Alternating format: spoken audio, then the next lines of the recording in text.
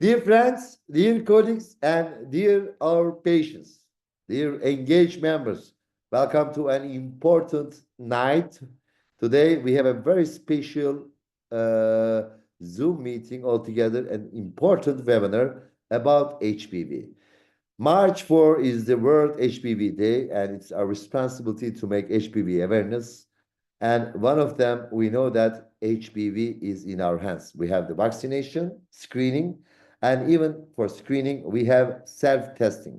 And tonight we will discuss the pros, cons, the situation in the self-testing. We have very important European experiences. All the pros and cons will be discussed. Once again, welcome tonight.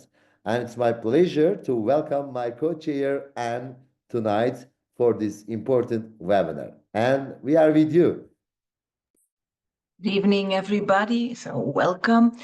We start this new webinar again with the patient's perspective. And today it is going to be our co-chair from ENAGAGE, Kim Hulscher. So Kim, I give the screen to you. Thank you so much, Murat. Thank you so much, Anna, for your kind words and for moderating this session, of course. And happy HPV Awareness Day to everybody. It's great to have this webinar on self-sampling on this important day. Just a little bit about myself. In 2013, I was diagnosed with cervical cancer. And this was HPV related, they told me, but I had never heard of HPV before. And actually, during the end of my around the end of my treatment, I had the chemoradiation, the brachytherapy. My daughter got the invitation for the HPV vaccine, and of course, I was giving her the vaccine, right? But there were a lot of mothers from her friends. They said, "Oh, is the vaccine? Is it safe? Should we do it or should we do it not?" And even like my daughter wanted to have it herself as well, of course, even though she was one of those kids who always have to be in the back rooms because she was screaming when she would get a vaccination, but she really wanted to have this vaccine. I also vaccinated my son, even though it was not eligible yet um, as a vaccine, but I paid for it myself because I really thought at that time, I thought it would be smart if the boys will be vaccinated as well. It will help less women to catch cervical cancer. I had no idea that HPV would also cause other type of cancers. In 2017, in the Netherlands, primary HPV testing was introduced. I assume Michelle, who will be talking later, will be sharing more about this. But I already had my diagnosis in 2013, so this was before the HPV testing was introduced. At my 30th, I had a PAP1. At my 35th, I had a PAP1. And at my 39, I had cervical cancer stage 3. So if there would have been HPV testing before, I know I would have been, it would have been caught sooner. I would have been HPV positive before. And hopefully, probably, I would have had a lower stage of my cervical cancer. So I'm very happy about the primary HPV screening that we have right now. In 2017, there was also the option of they gave us to have the self-sampling. At that time, it was just the option that was given in the letter. If you want to do self-sampling, you can ask for a self-sampling test. And I remember I was at a meeting with the National Institute for Public Health where we talked about the self-sampling and how we should do it, how we should introduce it, etc. But they talked about the self-sampling, and I remember being a little bit afraid of the self-sampling because after the self-sampling and your HPV positive, you still would have to go for additional smear and go to the doctor. And I was afraid we would be losing some patients there. At the same time, I was very happy for this option. In the Netherlands, colon cancer screening is also only on self-sampling. And so there's a lot of people in the Netherlands already used to it. And it's also really a nice opportunity for women that are scared. Again, it's very important to educate women well enough to make sure that if they have a positive result, they still need to continue to go to the doctor.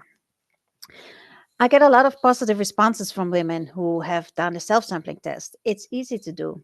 It saves time and it is just less awkward to do it in your own home. But we've also heard from some underserved women, like from women with a Muslim background, who were more likely to go to the doctor than to have the self-sampling, even though we were kind of thinking that the self-sampling would be better for them, but apparently not. But fortunately, this option is still available. You can either, in the Netherlands, you can choose either have the self-sampling or go to the doctor. And of course, the self-sampling, I know for a lot of women, it's really great, but it might be just lying there. We know some women, like even someone, Claudia, who was in the risk project, she ordered one for herself, and she even told us it was weeks on her kitchen table before she even used it. And of course, if you have a meeting, an appointment at your doctor, you have it scheduled, it might be easier to remember to go. And I know we're not talking about vaccines tonight, but it's very important to realize that also because the vaccines rates are not high enough yet, but even though if they are, screening remains very, very important. And self-sampling is a really big part in that. Today there was a news article in the Netherlands where it says that women under the 30 who had cervical cancer, and that means women who could have been vaccinated, 85% were not vaccinated who had cervical cancer, and 50% were vaccinated. So it means that some women who were vaccinated still got cervical cancer. And of course, we know that it's possible, but again, that's why it's so important to keep on doing the screening. I think it's a great advantage that we have the HPV testing right now and the self-sampling. I think it's really great. For me, it would have probably saved a lot of hardship. It would have saved my kids from the fear of losing their mother, and for all the late effects that I have right now on my bowel, bladder, sexual functioning, my bones, menopause, etc., etc. So again, happy HPV Awareness Day. Though I hope one day in the future we don't need to celebrate this anymore. Thank you. Thank you so much, Kim. Tonight we have a lot of number of patient representatives from different countries, and once again, we want to thank all of them for such an important day. They never leave us alone. And the journey was really fantastic. Of course, we have some questions from your perspective, but let us go to the deeper to the topic. HPV in our hands and self-HPV. I'm not sure what type of pros and cons we have, but let's discuss it. The first speaker is Mara and then Mateshka, two important UK speakers. We will start with Mara Krieger. You already know her very well. Mara, we are with you.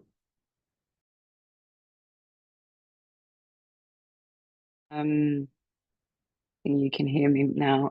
Thank you for organizing this webinar to discuss a very important topic on HPV screening and self-sampling. And I think Kim summarized the importance that this has for women's life.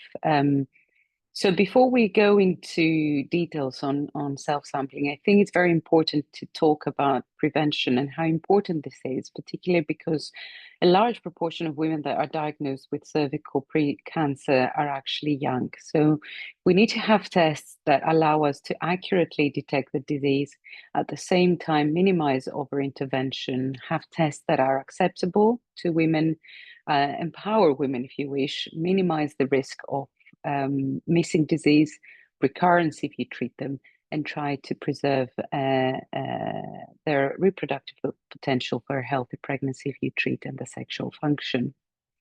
So I always say to the patients and my trainees that we have to look at screening as a test that is offered in the whole of the population of the country. And we all now know that we moved to testing for the virus itself. And then we have in our hands a fraction of those women that have high-risk HPV. So that's the way to bring us down to a smaller group of individuals, to then offer them some tests that triage the ones that need to attend secondary care and have colposcopy, such as cytology, colposcopy, and biopsy, to come to that smaller fraction of women that actually have cervical precancer, to eventually come to that single individual that has high-grade disease, that has a significant risk to progress to cancer if not detected and treated by screening. So this is the journey throughout this screening program. And to give you an idea of numbers, about 13% of women will test positive for high-risk HPV in each screening round, to give you that 1% of women that will have high-grade disease. And we want to detect women with what we call CIN 2 and 3, so the high-grade precancer, because we know from an unfortunate experiment in New Zealand that about 40% of those will turn into cancer. In the process, we also detect some low-grade changes that don't have a true carcinogenic potential. They're just a state of viral replication. And we don't currently have any prediction markers to tell us who is going to go towards the one or the other direction.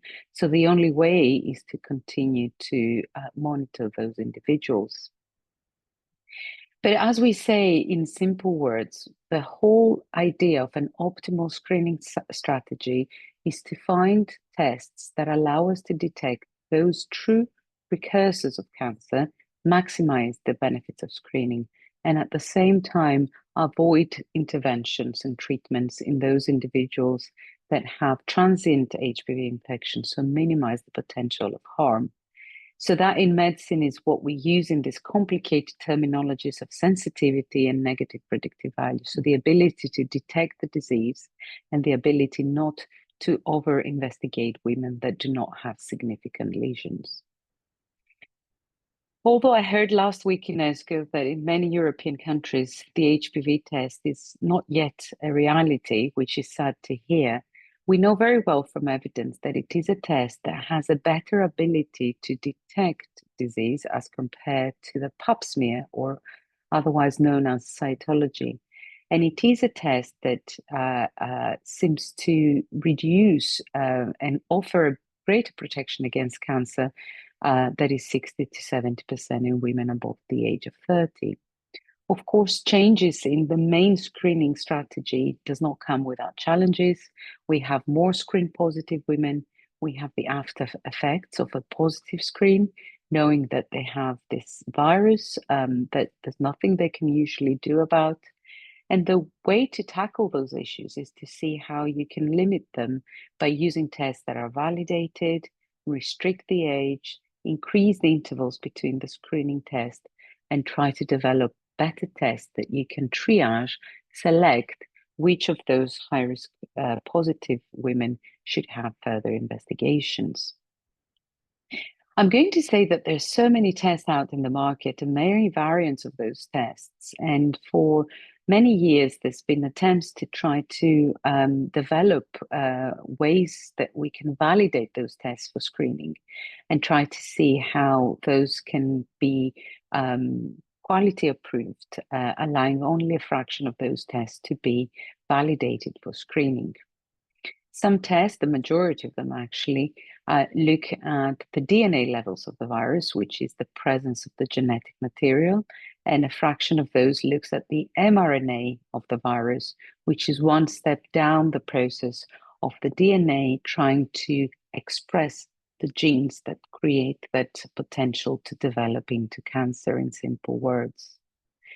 So at the moment, most of the tests that we have available have had data in the literature about the intervals that they can be done, with mRNA tests up to 5-year intervals between the tests, and different DNA assays that go up to 5 to 10-year intervals.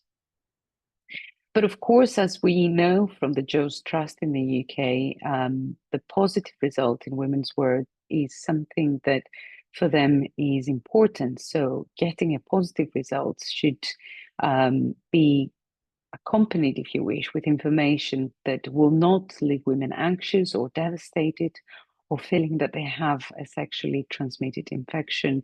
And it is important for them to know that having this is actually common. It's actually the norm rather than the exception. But developing cancer is a rare complication of a very common infection of the cervix. And this information should follow what we tell those individuals. We have data from Sweden about the improvement in the detection and the low risk of invasive cancer that we see in the individuals that have HPV as opposed to cytology-based screening. And if you see the graph at the top from Kim, who I'm sure we'll talk to you a bit later about this, you can see the reduction in the cumulative risk of cancer if HPV is used as compared to cytology. And a negative HPV test has a protection and tells you that there is a very low risk for cancer up to 8 years after this test. So what about self-sampling, which is the topic of this webinar? Well, is it accurate? We have very good data that this is probably the case. The question, of course, remains, apart from accuracy, is how can we implement it? What are we going to do with those women that are positive in the self-sample? We then need to bring them back for a clinician collected sample, which tests should be used, etc. But what are the pros and cons? I think there's no doubt that the sampling overcomes barriers that women have. For many women, having a speculum examination is physically challenging, particularly in menopause, where the uptake of screening seems to reduce. There are, of course, cultural and religious barriers, lifestyle and difficulty with getting an appointment. This has been flagged up many times in the UK, as many of these appointments are working hours and many women are struggling to take time off to be able to attend this. And that means that we have the option of home-based speculum-free tests that provide increased comfort, reduction in the pain, time saving for the women and for the health services, convenience, and of course, control. It's empowerment for women. It has the potential for widespread availability through the general practitioners or even through pharmacies. And it is a potential way of tackling declining participation, particularly in those groups that have not attended for screening, and reduce the inequities in screening for people that live in remote areas or people that have reduced access, if you wish, to health services in different countries or remote areas in different countries. The negative things, of course, is that it's important that we are thorough about continuing to provide evidence on the reliability of the test and the user's proficiency of self-testing, the information that follows this, and of course, the validation that we use for clinician taking samples to apply here. There are collection devices, and there are many on the market, and not all of them are approved. We need to have clear instructions of what this means and what the follow-up will be. The uptake may vary greatly in different countries, and it can cause anxiety about interpreting the results. There is, of course, the social stigma, and there is the need that when this is introduced as screening in a country, that there is local piloting to see what the uptake is before changing a policy, ensuring that you don't have the opposite results by reducing this participation, as Kim mentioned earlier. And it's important to test all of this in real settings, to consider how we're going to follow up those positive results, how we're going to triage them, and ensure that the women not just have this test, but they have compliance with follow-up and have actual data to show that all of this is possible and safe and improves uptake of screening.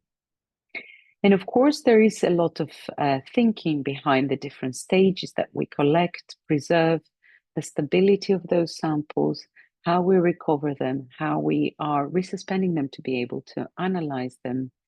There are increasing collection devices, and not all of them are CME marked, and this evidence base is rapidly evolving. There are dry and wet samples. The dry ones obviate the risk of spillage, and they have evidence that can be potentially keeping the DNA stable for up to 32 weeks. But some of the ones with buffer may have increased stability. And all of these things are important research points to continue to explore. In England, a few years ago, Peter Sassinian group have performed a study, the U-Screen, to try to look at how this can be used in people that have not attended screening. There was an increased decline in the participation of screening particularly in London, where it was down to 62% as opposed to 69% nationally. And this has been dropping over the last few years. So they tried to look at different approaches that we can offer these kids by sending letters and inviting them to get the kids, by sending the kids directly to women. But in the UK, for example, and that's why it's very much system dependent, a lot of the patients attend the GP practice at least once a year, despite the fact that they've been poor attenders for screening. And the electronic system has a way that it has been programmed to flag the consulting GP that there is a non-attendant for screening. And in those cases, this may be a golden opportunity to offer them an opportunistic self-sample. And they should be properly assessed in organized programs. So they've taken those poor attenders and tried to distribute them opportunistically with their GP, as opposed to sending them on a post at home of those people that haven't really been screened 15 months after their routine invitation. And you can see that the uptake was 65.5% in those who were offered opportunistically a kit in one of these random visits that they attended with their GP, as opposed to 12.9% in the directly mailed kits. And I have to say, I didn't expect these numbers. I thought that this will be very different. And this goes to show you that until you analyze this data within a specific system and get this information, you don't really know how to best approach the use of self-sampling. So in this study, for example, there was a 5-fold higher uptake if you gave it in a GP surgery during another visit, as opposed to the direct mail. There was a broader reach, improved coverage, and if this was routinely rolled out for poor attendance, this would increase the uptake of screening from 69.9% to about 77%. It was important also to see what happens with the self-samples, because those individuals had to come back to have a clinician-collected sample. And this is important also as a figure that was up to 89%. And this is something that is not just detecting the virus, but the patient will return back for further investigations. There are further opportunities to use digital communication tools and other opportunities to possibly use the community pharmacies to increase the outreach and the return rates. And it is important that all these programs of screening continue to adapt and evolve in order to achieve the cancer limitation.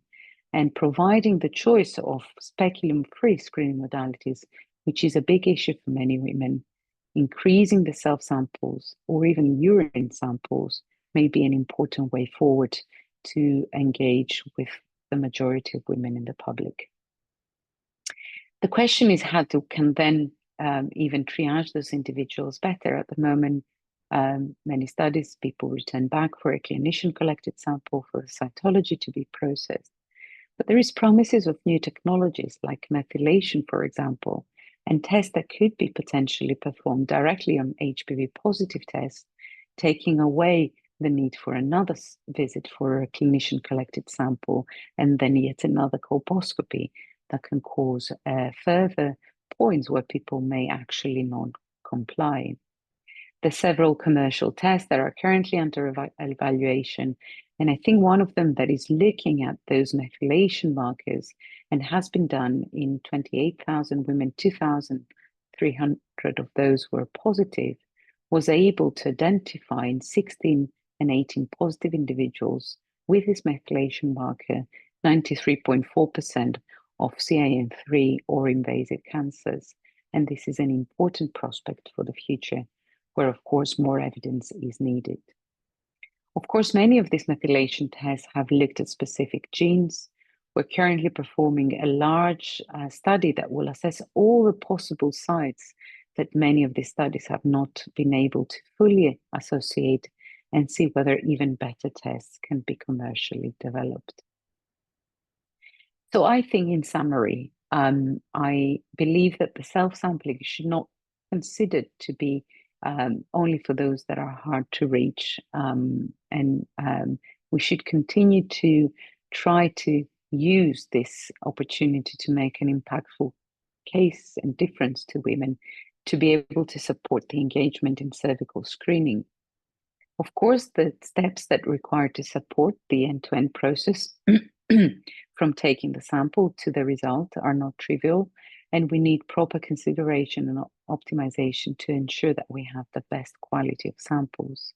And as with everything in screening, having quality and a validation framework that will incorporate those self-samples is very important to ensure that they're as equally fit for purpose as the clinician taking samples.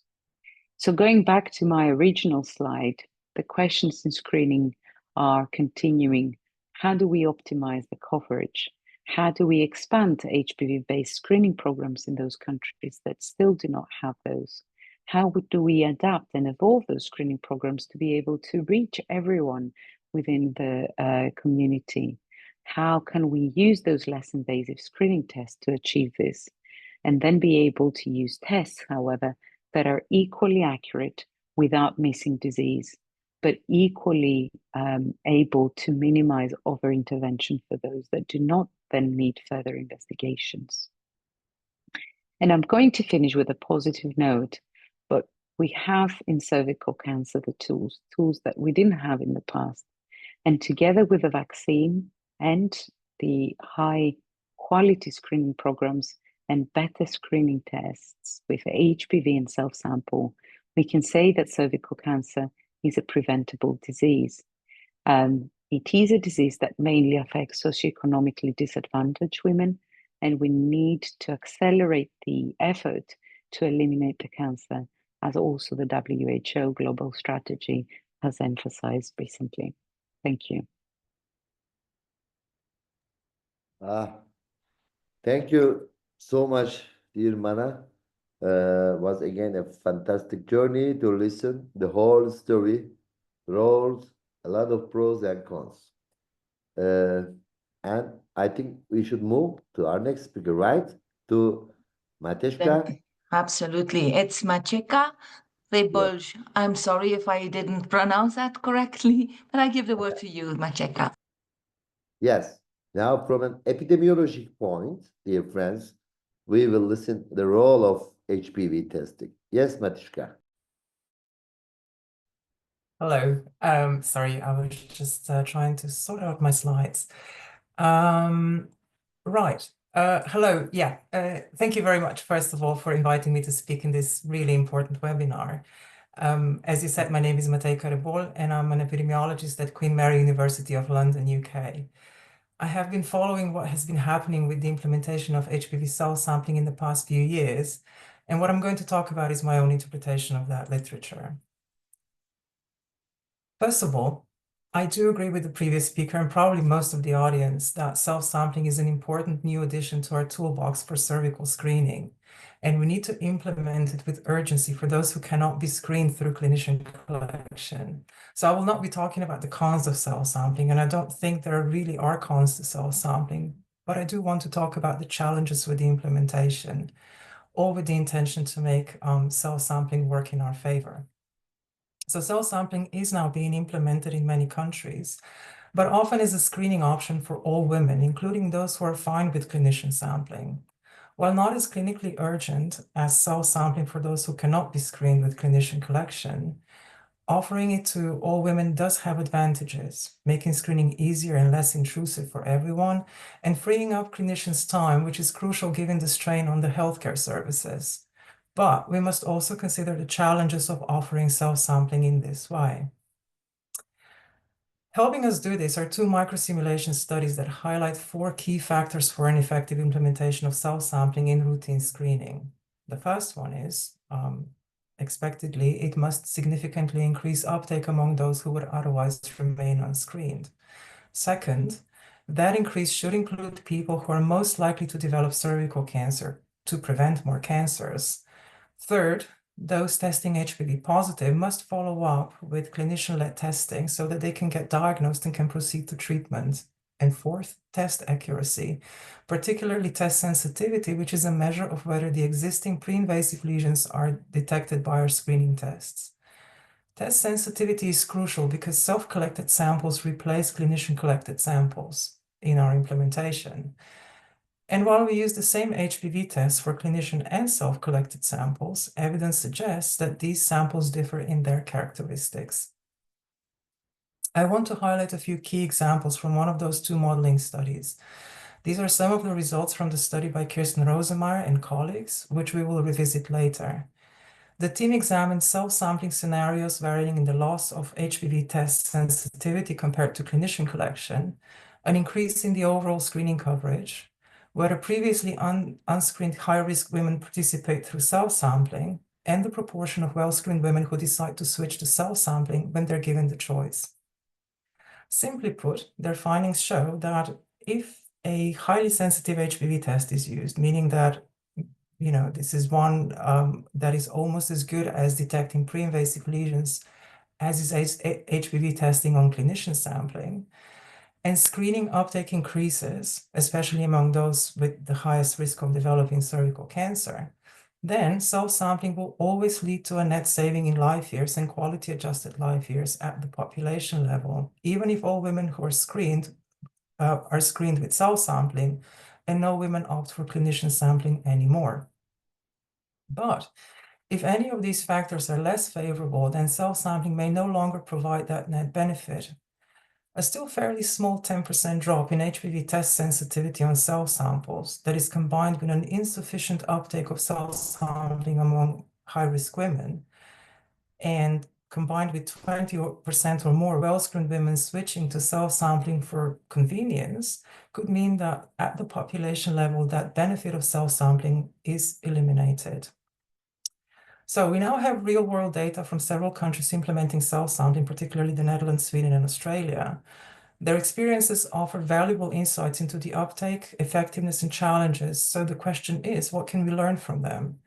And how do these findings relate to the Rosemeyer modeling study scenarios that I've just shown you? I will base my analysis on data that are publicly available through scientific publications or the annual statistical reports published by these screening programs.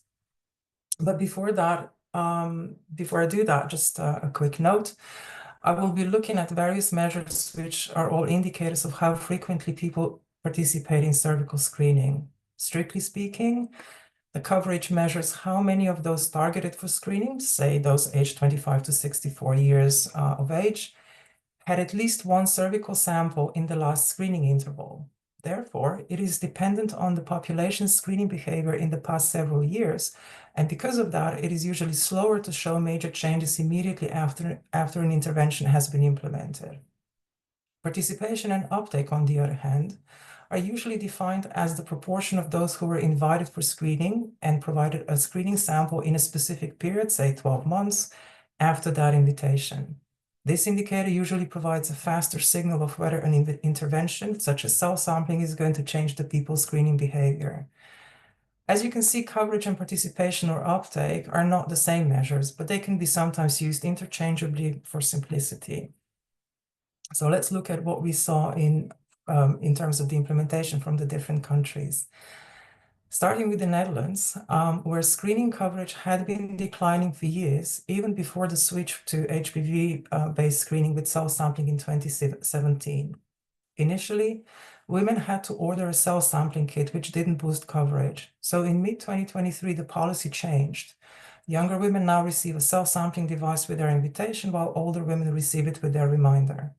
Early data show a slight increase in both the coverage and uptake with the new policy from 2023, but its impact over the longer term and whether the new policy of sending self-sampling kits can catch up with what was achievable in the previous decade remains to be seen. But currently, around 44% of women opt for self-collection, while the rest still choose clinician collection.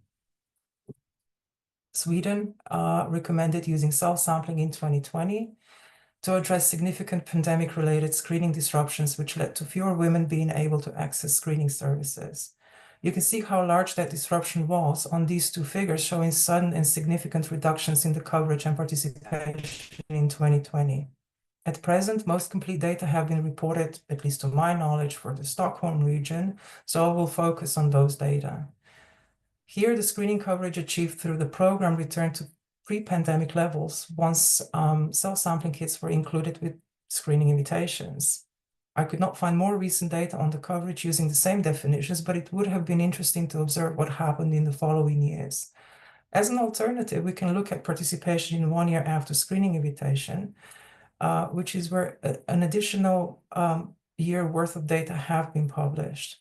The participation increased at first, although the latest data suggests the participation may still be stagnating.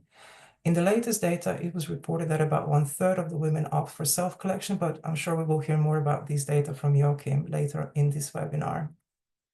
Finally, Australia introduced self-sampling in 2017 with limited eligibility, but the uptake was low even among those who were eligible. In mid-2022, universal access to self-collection was implemented. This followed the pandemic and an extension of the screening interval from 2 years to 5 years.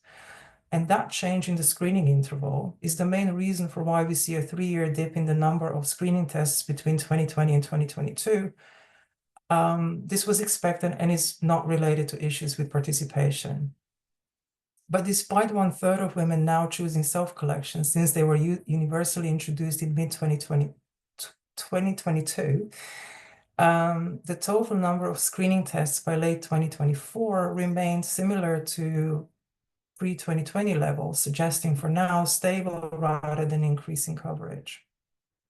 So for comparison, some countries have been considering the routine implementation of targeted self-sampling that is limited to under-screened women. In Denmark's capital region, limiting routine screening invitations to women overdue by at least a year led to a 20 to 25% return of self-collected samples, which could raise screening coverage from the reported 74% at the time of that study to around 79%. Similarly, in the London New Screen pilot that Mara was talking about, women coming to the general practice to consult for any medical issue were offered self-sampling if it turned out that they were at least 6 months overdue screening. Here it was estimated that this could increase cervical screening coverage from 70% to 77% at the national population level. And these two examples suggest that targeted offering of self-sampling may be more likely to achieve the goal of increasing screening coverage. Our second challenge is increasing self-sampling uptake among those at highest risk of cervical cancer. These individuals often belong to vulnerable groups and are also typically identified by long gaps in screening attendance. In the Netherlands, screening participation is around 70% among those screened in the previous round, but only about 20 to 25% among those not previously screened, with little change since direct mailing of self-sampling kits began in 2023. In Stockholm, self-sampling seems to have slightly increased participation among long-term unscreened individuals. The increase was about 1 to 1.5 percentage points when counting in terms of the proportion of previously underscreened women among all of those who attend.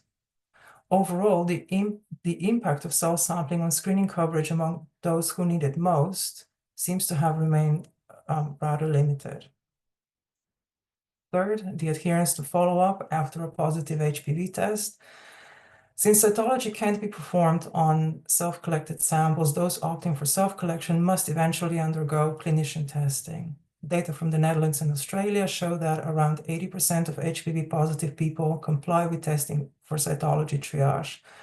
If we wait longer for them to actually come to those clinician-led examinations, that proportion may eventually increase towards 90%, as these data also show. But the 10 to 20% loss already at this early stage of clinical management is concerning, because without being referred to colposcopy when needed, screening loses its purpose and fewer cancers are prevented. And finally, our fourth and final challenge is test sensitivity. While HPV testing on self-collected sample is often said to be as sensitive as HPV testing on clinician-collected samples, this is based on studies that are not representative of how we are using self-sampling in our routine screening services. The more representative studies, which include HPV-positive pre-invasive lesions associated with both negative and abnormal cytology, detected in primary screening samples, which is when we're making our decisions about clinical management, And using HPV tests that are being used in our routine screening programs suggests around a 10% lower sensitivity for detecting high-grade lesions compared to clinician-collected samples, although some studies suggest that loss in test sensitivity might be even larger. So to sum up and reflect on what we learned through the Rosemeyer scenarios and the latest data from early adopters, it is unclear whether the current cell sampling implementation is indeed saving more life years than a screening service without cell sampling. We have seen that increasing the screening coverage, particularly among those who need it most, might be challenging despite making cell sampling universally accessible. At the same time, we may fail to detect lesions requiring treatment, both because sometimes the HPV test may simply miss them on the self-collected sample, or because detected HPV infections might not be followed up. All this tells us is that when we provide universal access to HPV cell sampling, we need to consider implementing it alongside additional targeted strategies to reach high-risk vulnerable groups. They would remain unscreened if we do not do this, and getting them screened, even if with a slightly less good test, could do a lot of good. But if we are offering cell sampling as a replacement for clinician sampling, then we also need to consider how to reduce the uncertainty around the loss in detection because of the technologies we have at our disposal and how to mitigate that. Combined with those mitigation strategies, cell sampling may well turn out to be an indispensable new addition to our toolbox for cervical screening. So ultimately, cell sampling has lots of potential, but making it a true success requires careful design and targeted support. Last but not least, continuing to collect and critically appraise data from countries that are implementing cell sampling will help us learn more about where we are and how we get to where we need to be in cervical screening. Thank you. Thank you, Matika. It was interesting to see different short summaries from different countries.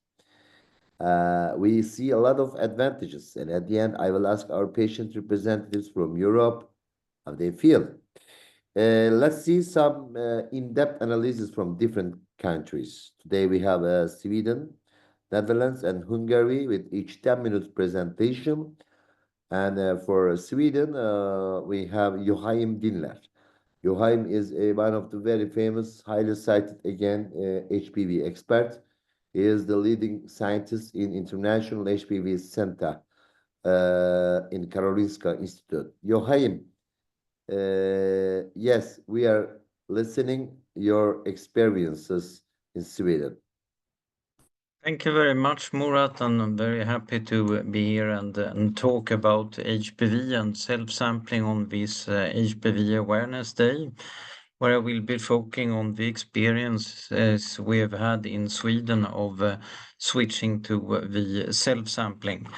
I come from the Karolinska Institute in Stockholm in Sweden, where we have a Center for Cervical Cancer Elimination that is working as a national reference laboratory for Sweden.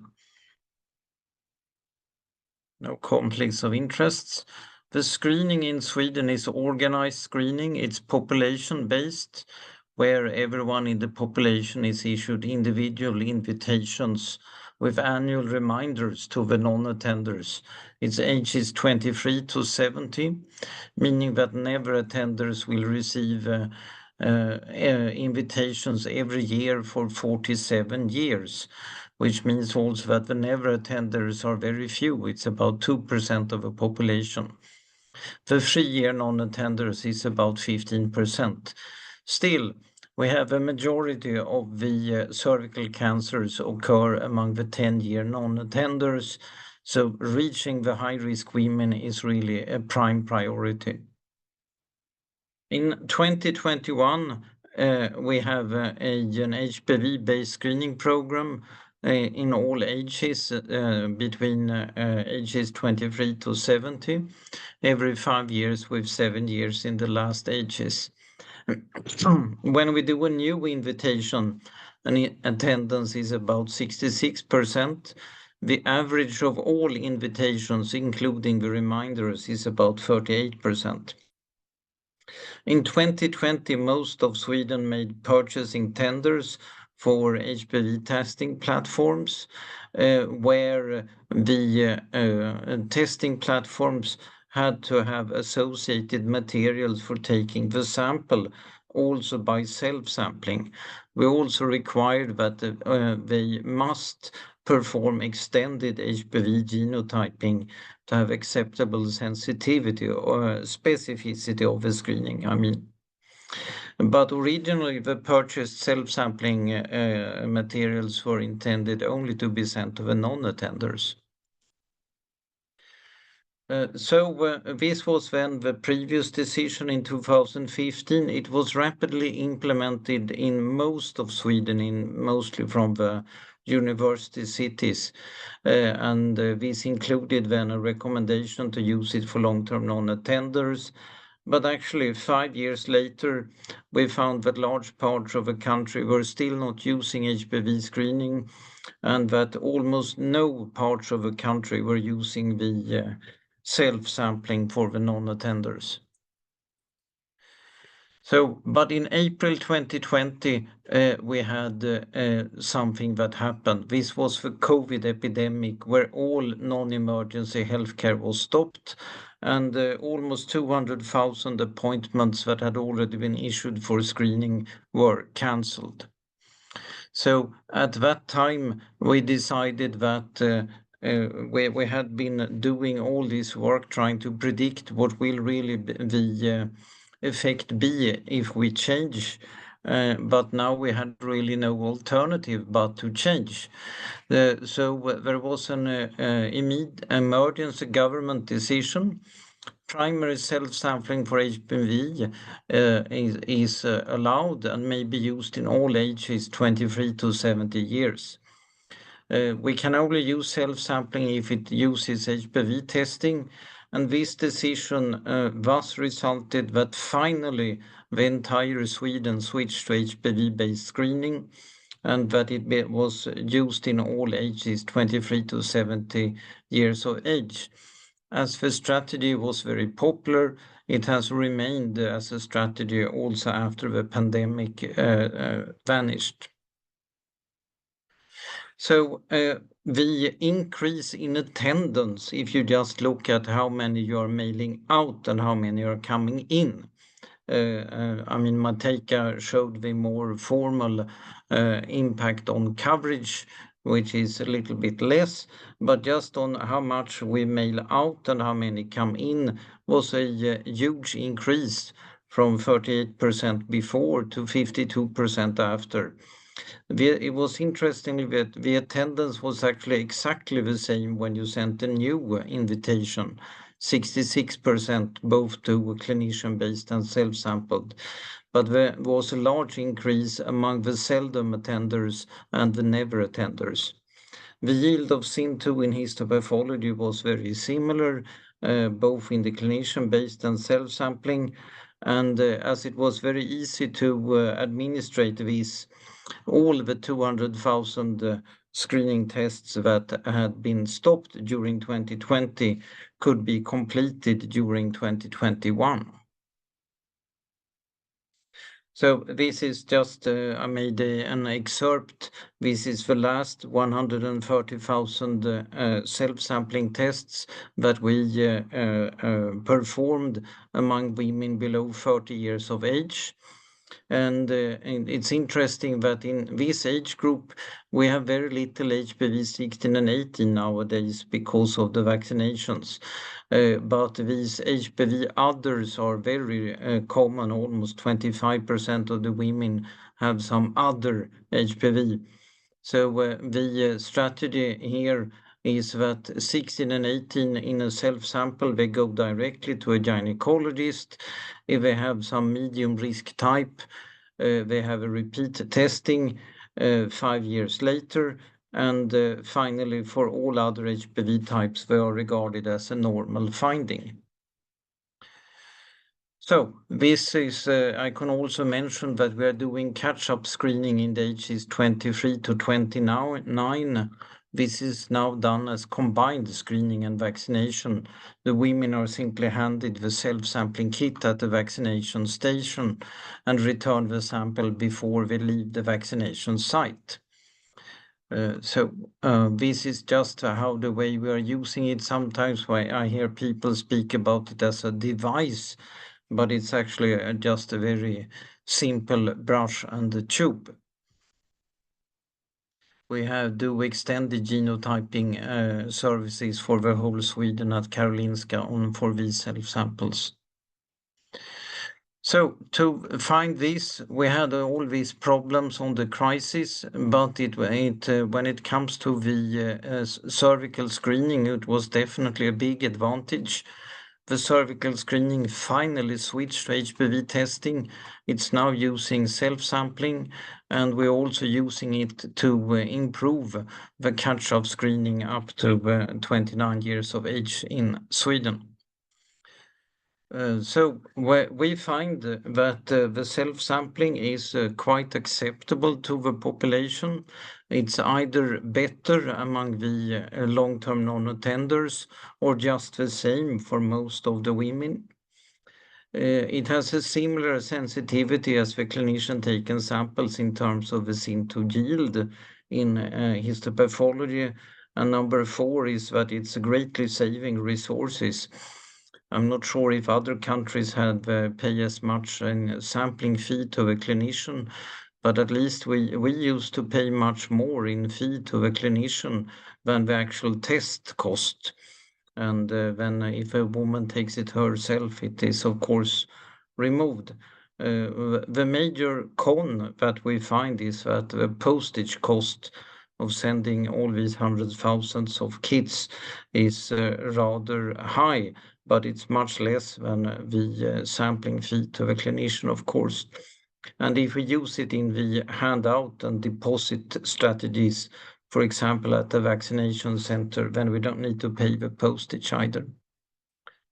And finally, this is just my team, and have lined up on the HPV Awareness Day, and the wording in Swedish here says, "Please help us to eliminate cervical cancer. Get vaccinated and tested for HPV." Thank you very much. Thank you so much, my dear Johan. Really, it was nice to see the messages and very good numbers, especially in Corona times. It was striking. So, Anne, who is our next speaker? Which country we are moving? The next speaker will be Michelle Meyer. So, and I think she's from the Netherlands. Yeah. Yeah. Welcome, Indeed. Michelle. Thank you. Thank you. So Yeah. good evening, everyone, and thank you very much for inviting me to speak on HPV Awareness Day today. My name is Michelle Meyer, and I'm a molecular biologist by training, and I've been working in the molecular diagnostics industry with a focus on HPV screening and diagnostics for the past 17 years. So currently, I don't seem to be able to manage my slides. Yes, all right, here we go. So currently as Chief Commercial Officer at Cellscreen, and in addition, I'm a volunteer at Stichting Olijf, the Dutch patient advocacy group, and the Dutch task force HPV Cancer Free, all contributing to adhere to a world that is free of cervical cancer. And I always say that as a matter of speech, for years I have this persistent infection with the HPV virus, but that is to stress my sincere motivation to contribute to the eradication of cervical cancer. With all the right programs and efforts and collaboration, we can eliminate this cancer from existence globally. But there's work to do, such as improving our prevention strategies, country by country, and as importantly, to consider education and awareness and talk about how women can be protected and access available tools to prevention. So I'm from the Netherlands, and I'm proud of what our country does on cervical cancer prevention. But also here, there's more to be done. And let me tell you about the Dutch situation. So Although this is about real lives and health, if it comes to prevention programs, we always look at the numbers. We've heard already many numbers in the previous presentations. And these are the Dutch numbers. 5,400, which is the total number of women in Netherlands currently with cervical cancer. 900. It means every year still 900 women in the Netherlands receive the diagnosis of cervical cancer. That means 2 to 3 diagnoses a day in a well-developed country. 30 to 44, and this is the age of the most vulnerable group, the younger women, the majority in the childbearing age. And 5, unfortunately, 30 to 35% of the number of diagnosed women die, which is 5 women every week and relatively young. So to prevent this, in each country, not just mine, cervical cancer elimination initiatives have been put in place based on the 3 pillars of vaccination, screening, and treatment. In the Netherlands, our Ministry of Health has implemented both the primary prevention strategy of vaccination as well as the secondary prevention strategy of nationwide screening. And these programs are carried out by the RVM, the National Institute for Public Health and the Environment. So the main objective of the Dutch cervical cancer program, like any, is to reduce mortality, which is achieved by detection of cancer and precancer early so that cervical cancer can be prevented or at least better treated. In the Netherlands, we have a long history in cervical cancer screening, and already in 76 of the last century, the Ministry of Health launched our nationwide organized screening program. Back then, targeting the age group of women with a 5-year interval and free of charge to attend. And this initial program was based on pap smear screening. So the Dutch screen program is, like the others as well, dynamic program. So since the introduction, there have been constant changes in order to improve the program to decrease mortality more and more. And as you already heard, that one of the biggest changes was back in 2017, when the program changed entirely from cytology-based screening to HPV screening. And Netherlands was the first country in Europe that did that. And since then, many countries have followed this example since. You also heard that with the introduction of HPV screening, self-collection was introduced, as by then it was demonstrated that the HPV test delivered as good results whether the test was performed on clinician-taken samples or by a self-collected vaginal specimen. And the reasoning then was the participation rate was 50 to 60%, and it was believed that participation would increase by the offering of self-sampling, especially to target those women who did not respond to the screening invitation. And therefore, the way the self-sampling kit was offered was by the opt-in strategy, which is that women who didn't respond to a first invite and a second reminder, they could opt for a self-sampling kit. And then after the first contract was finished, there were new changes to the program to be implemented. And for instance, the screening interval increased to 10 years for the women at age of 40 and 50 after a negative screen. And at the same time, the reactive opt-in strategy for self-sampling was abandoned. And all women entering the program at the age of 30 now proactively were to receive the self-sampling kit with the first invitation as a default. And also other women would have the choice whether they would take a self-sample or still visit their doctors. And the most recent change to the program is the choice for an alternative HPV test. And this test is offered with another self-collection device. So over the years, our programs changed from the Evelyn brush to the Cope and Floxwap device. So what is been the impact of screening? Yes, incidence has decreased by approximately 40%, meaning the program prevents 700 cases each year. And yes, mortality went down as well with more than 50%, meaning the program prevents 325 deaths each year. And these are obviously very good outcomes of organized screening.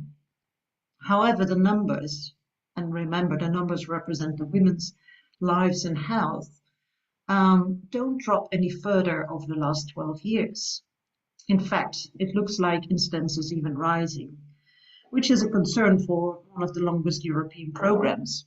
And also to consider that since 23, the first vaccinated women are entering the screening program. So when zooming into the numbers of which part of the target group is taking part of the screening program, we can see, and this is a worrisome figure that is consistent over the past years, that 1 out of every 2 women don't attend the program.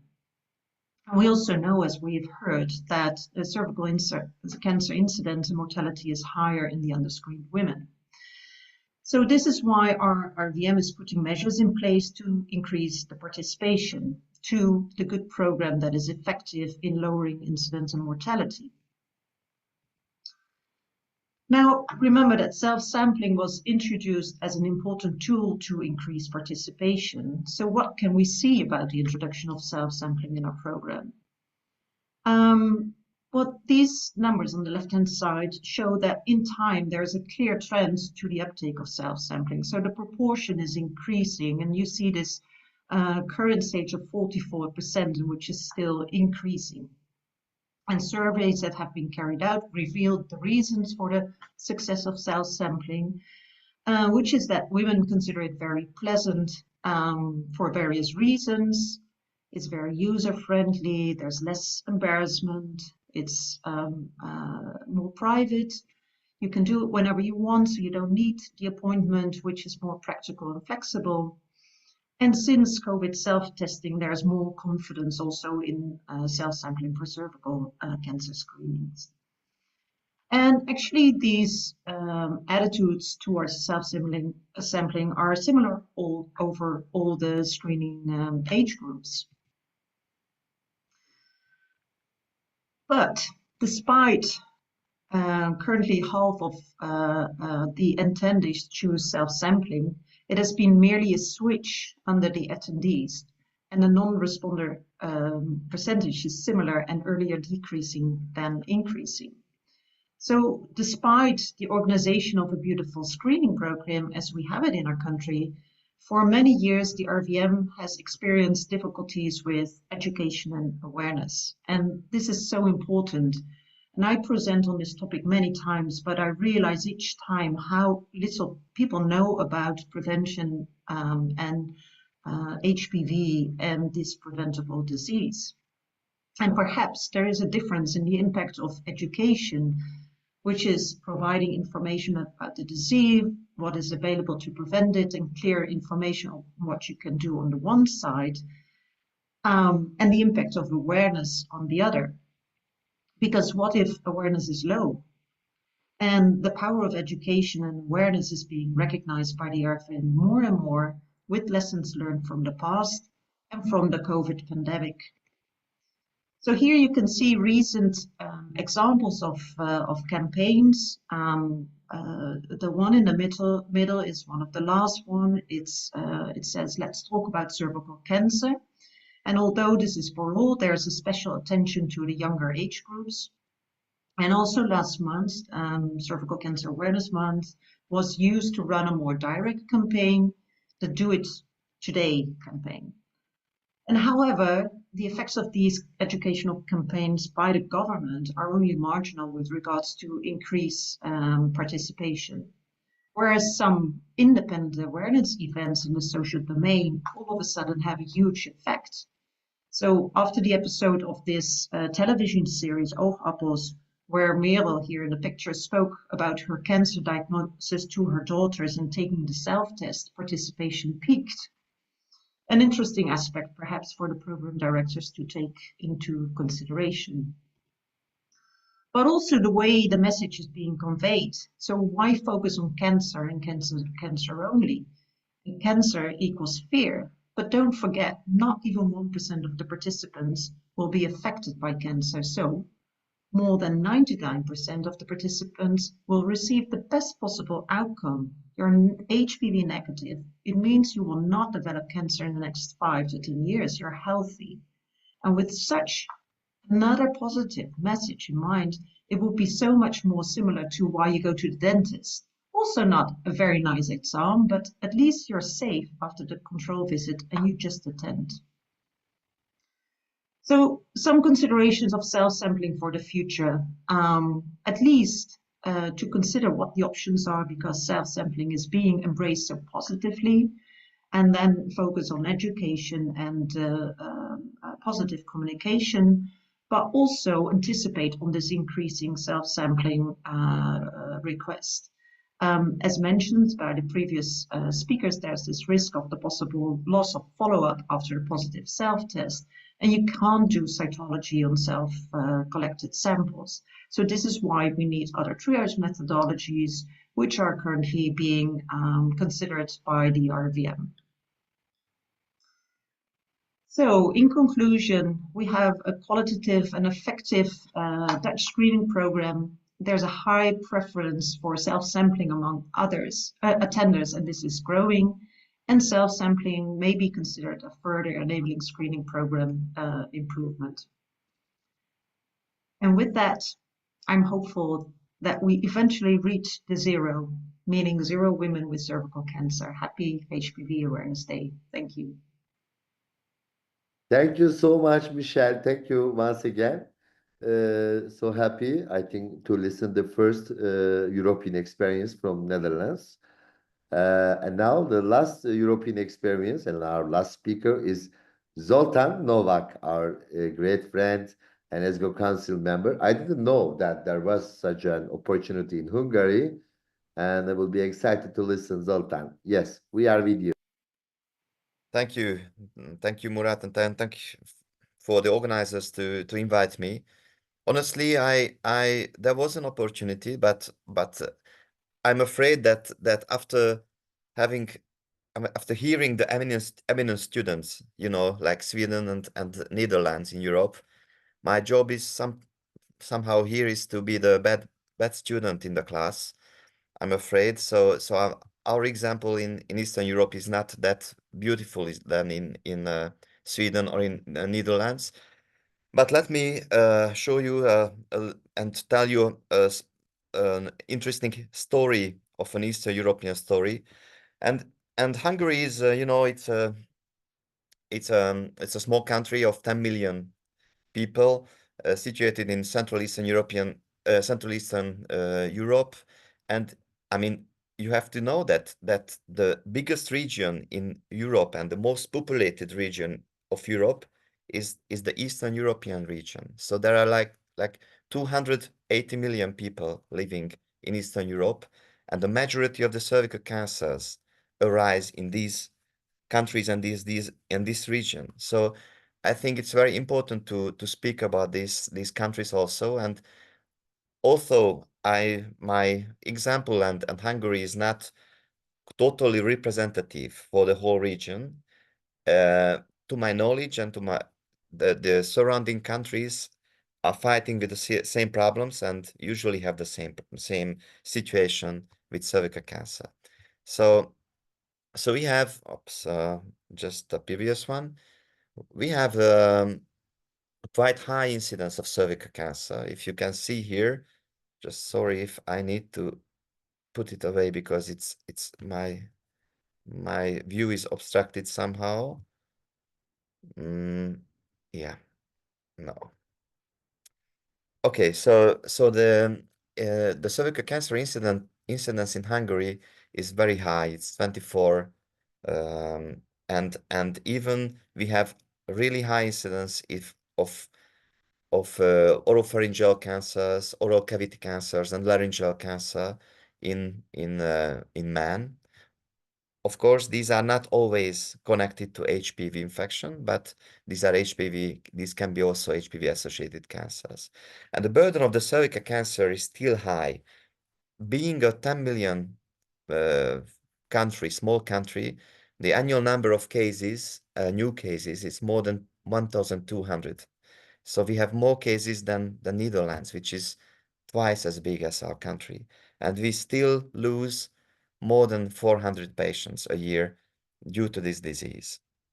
The cumulative risk of a woman to have a cervical cancer is approximately 1.5%, so 1 in 200 patients. And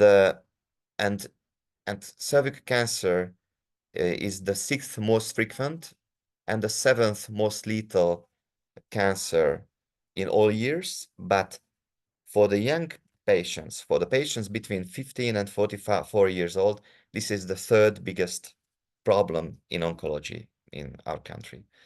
So what can we do, and what is the situation with cervical cancer screening and prevention? Sorry, I am a little bit fighting with the presentation here. Václav, I cannot see all the presentation, just half of it. Can you see the whole Yeah, presentation? we can see the whole presentation. Okay. Yeah. So I don't know what is my problem here. I don't know what is happening here. Okay. Just a moment. Can you share it again, please, Václav? Because Just a second. thank you.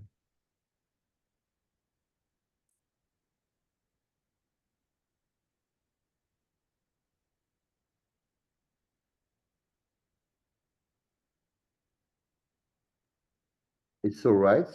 Thank you very much. I still don't really see the whole, but anyway, I'm trying to. We can see. We can see Okay, the if you form. can see, it's better. So we have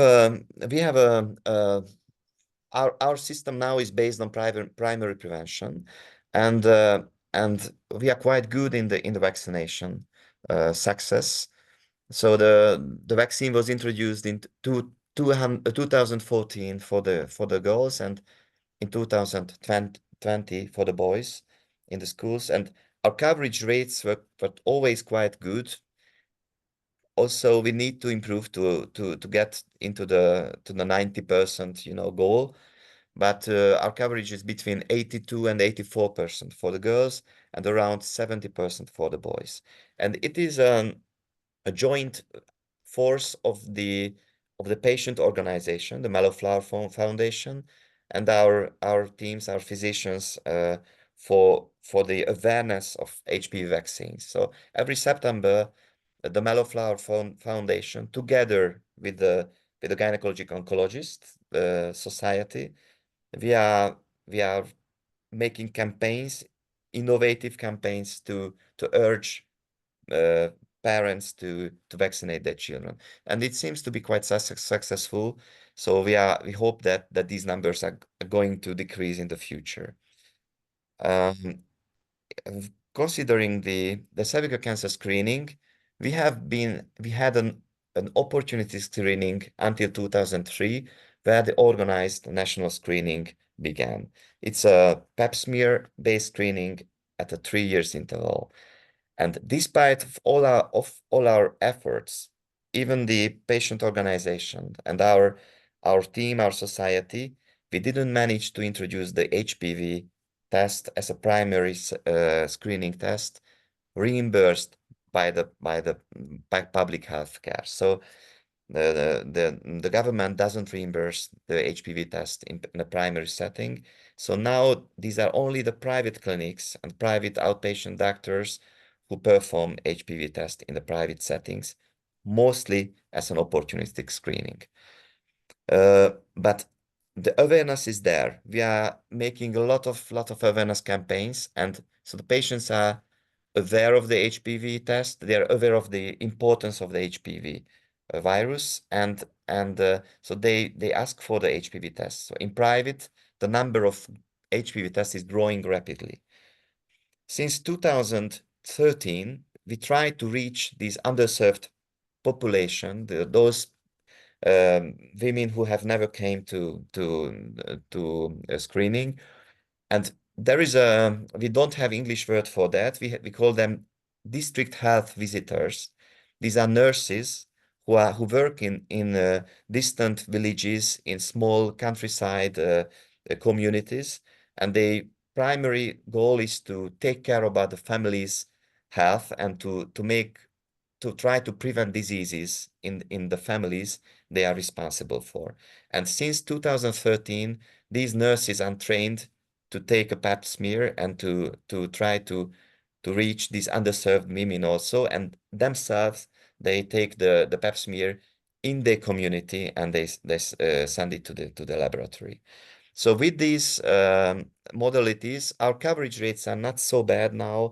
It's about 80% of the population is screened by the pap smear, and 15-20% is not reached by this by this organized screening. So they are usually those who need the self test. And now let's speak about the self test, because contrary to those what happened in Netherlands or Sweden, Hungary didn't introduce self-test in a public way, but it became available by a private lab. And between 2019 and 2024, a private laboratory made it available and tried to market the opportunity to make self-test, HPV self-test at home. And altogether, 12,000 samples were sold to private consumers. And we were working together with this company, so I can cite their data now. And I would like to thank Miklós Nyíri, who is the CEO and lead scientist of this lab, who gave me some of these data. So the data are quite the same as in Netherlands. So 66% of the patient taken samples were returned to the lab. On the other hand, it's quite interesting because the patient had to pay for the test, and despite 1/3 didn't send it back and didn't return the sample to the laboratory. They used the Evelyn brush and no complaints were reported. The PCR result was quite good even after 3-4 days of shipping or waiting time.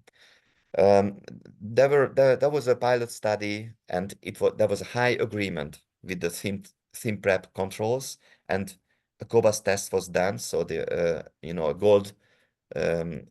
gold standard test was done, and a high agreement was found with the physician taken samples with the patient taken samples. And the same HPV type distribution was found as with in earlier studies taken with ThinPrep with cobas test. But the problem arises also here that those patients who had self-test taken at home, they frequently didn't consult doctors if they had HPV positivity, so the follow-up was not done at all in many times. And I don't know if I want to get into details, because all I wanted to show these are some results from these from these patients and from these pilot studies, that there was a high agreement between 98 and 99% between the cobas test and between the test developed by this private company to test the patient sampled test, HPV test. And if on the next slide, I can show you the result of a smaller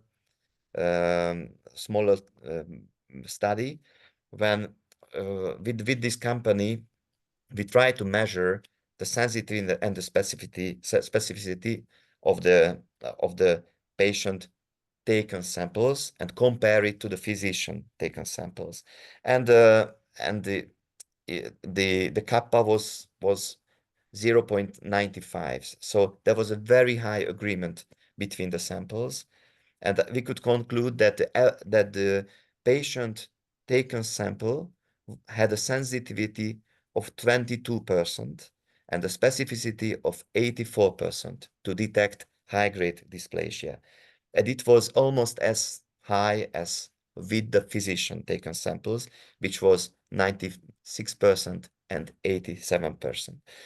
So the patient taken samples and this HPV test, which was developed especially for these patients, performed quite well, and there was a really high agreement.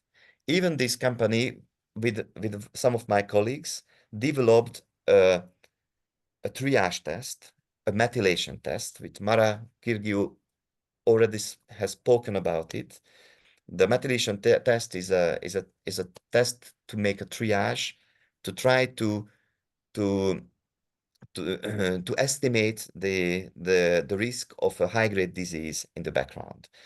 And this methylation test was tested on the patient sampled tests and on the physician taken samples also. And here in the upper right corner, you can see the comparisons.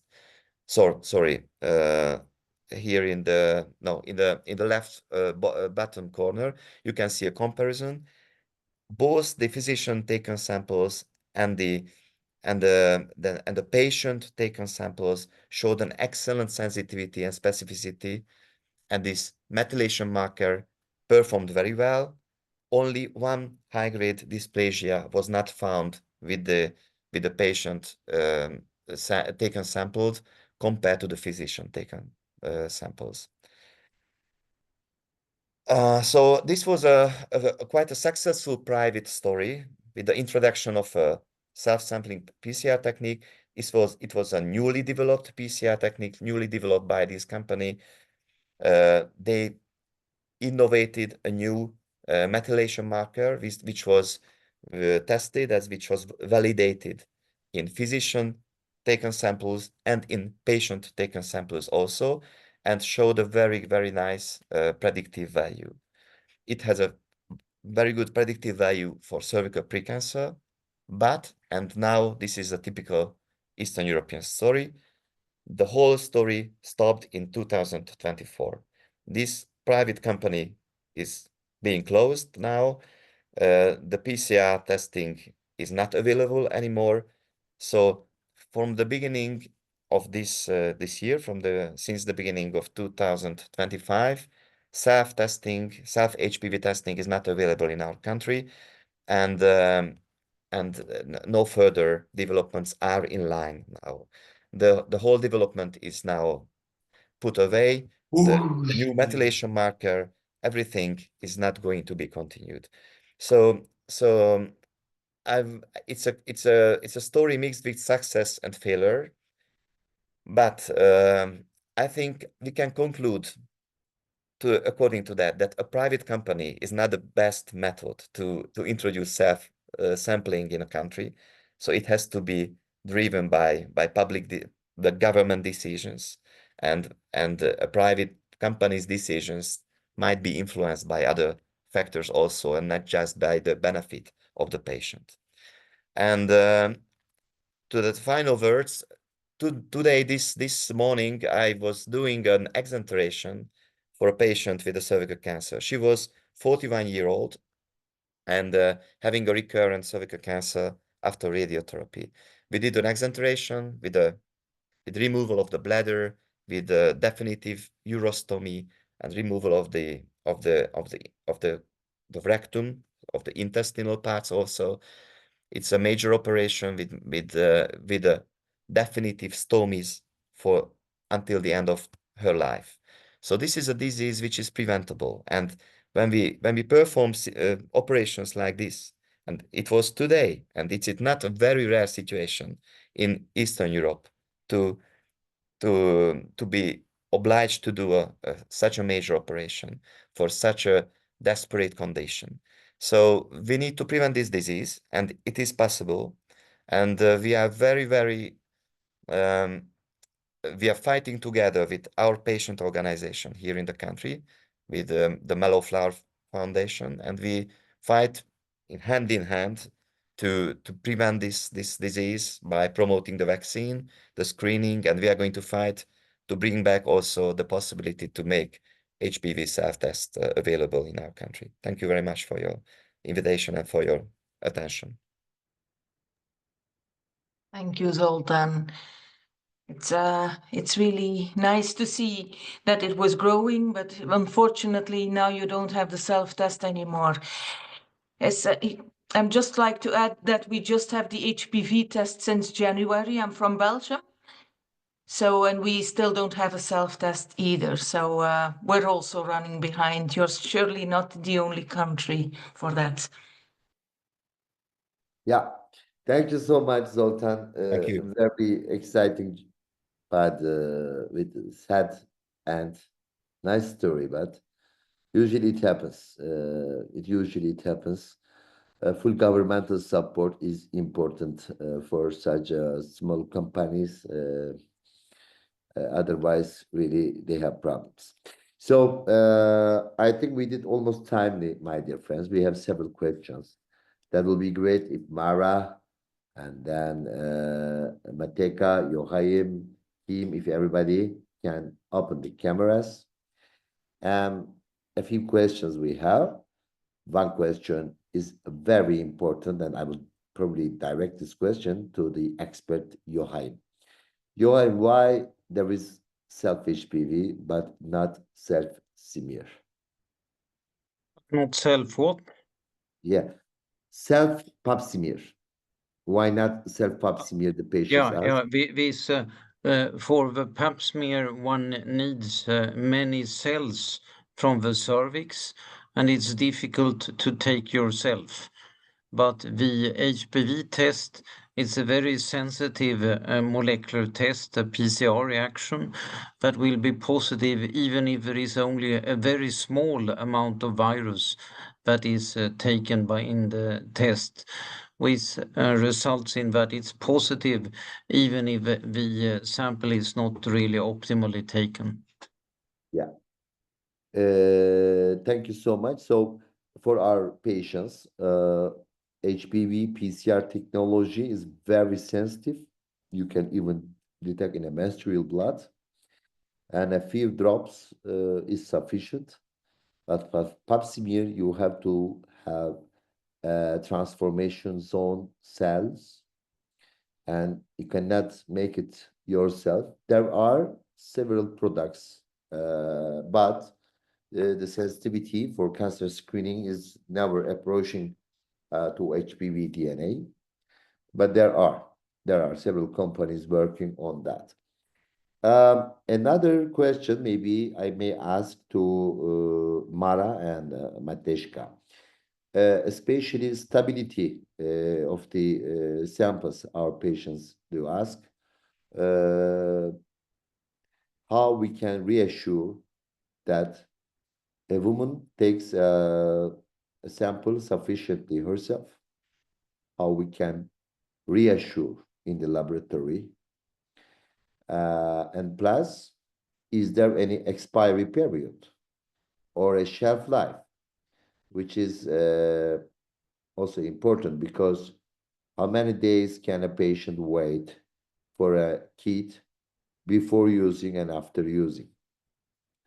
I don't know if Joachim is the best person to answer this about the stability of the DNA of the virus. Joachim, in the laboratory, maybe Michelle also you can comment. Stability. And I guess me, the DNA test and for mRNA test, and what is the sort of evidence?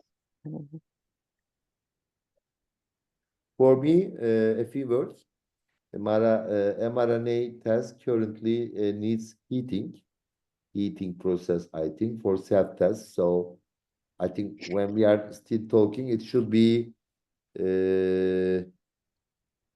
only in PCR tests. But for stability, the atmosphere temperature is also important. You know, the weather is different in Sweden compared to Italy, which is compared to African setting, Nigeria. But we have different products with different stabilities. Usually we have solutions for this. Joachim, any comment from your laboratory? 2 questions. Stability, how many days in different conditions? And how you can reassure that it's a good sample taken by the patient. Well, stability, we are only following the manufacturer's recommendations on the stability of the sample, which is a little bit different between different manufacturers from 3 to 6 months. When it comes to that the sample is adequate, all the HPV testing platforms have a so-called sample adequacy test that includes that there is a sufficient amount of intact DNA in the sample. If it's not enough, the woman is asked to take the sample again.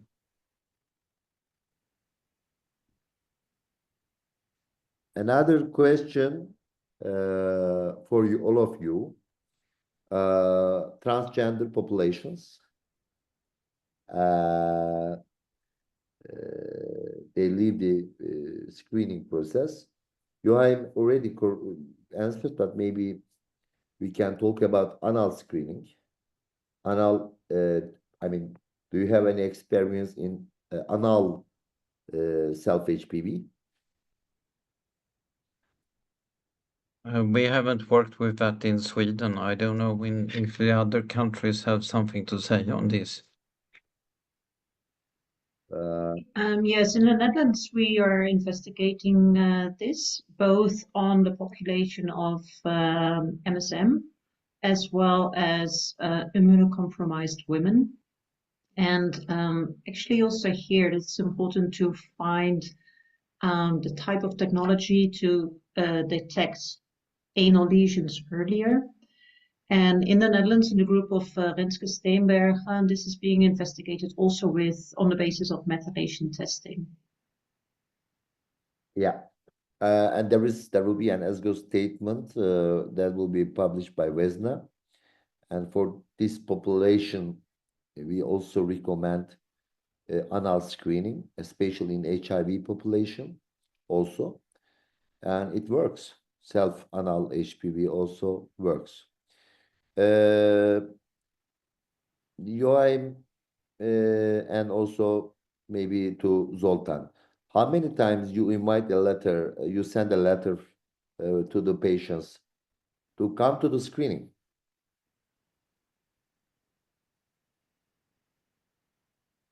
In Sweden, we typically send 1 letter every year. For the self-sampling, we have also started to use a reminder letter 8 weeks after we received the sample in their mailbox, and then they are transferred to the screening population next year with a new sample. So we haven't really formally evaluated whether this is necessary, but this is what we are doing. Okay. Zoltan, how about the situation in East Yeah, Europe? I mean, in our setting, it was a private company who sold the test to the consumers, to the women. So this company was very happy when the sample was not returned, because they didn't have to spend to analyze it, and they got the money. So we asked many times the company to write letters for the women, you know, reminder letters. They promised us to do that, but I'm afraid they didn't do that. Okay. And do you would you like to comment, or is there any other questions? I think a small discussion was vulnerable populations and immigrants. Yeah, Can Yeah. I still also have a question? Because Yes. we also know that there are testings ongoing now for self-sampling via urine. How is that going? Do we already know first Well, results? there is a Valhudes protocol organized by Mark Arbin in Belgium. There are several companies, and then you can these companies apply and ask for urinary HPV. But for simple urine containers, it doesn't work. I mean, it's not like the urine containers that you are using. You need to put some sort of preservatives into these containers. So the sensitivity decreases to 80 to 85 even, while it was 99% almost by physician taken or self-taken PCR tests. It should be first voiding urine, and there is only one company that has a product, spatial container, and has a similar accuracy compared to physician-taken samples.